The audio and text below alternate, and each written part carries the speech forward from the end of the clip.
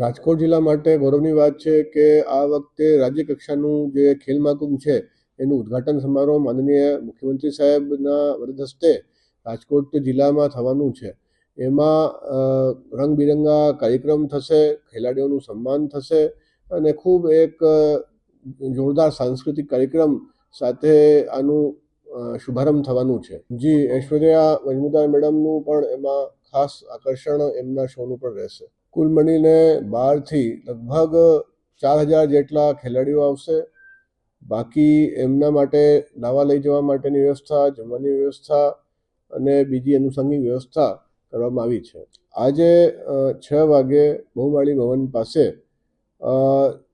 અલગ અલગ sports associations દ્વારા આ ઇવેન્ટ બાબતે લોકોમાં ઉત્સાહ વધે એ ઉમદા હેતુથી એક પ્રી ઇવેન્ટનું આયોજન કરવામાં આવ્યું છે, જેમાં પોતપોતાનું કૌશલ્ય એ ખેલાડીઓ દ્વારા દેખાડવામાં આવશે. એ કાર્યક્રમમાં લગભગ 100થી વધુ ખેલાડીઓને અમે આમંત્રણ આપ્યું છે.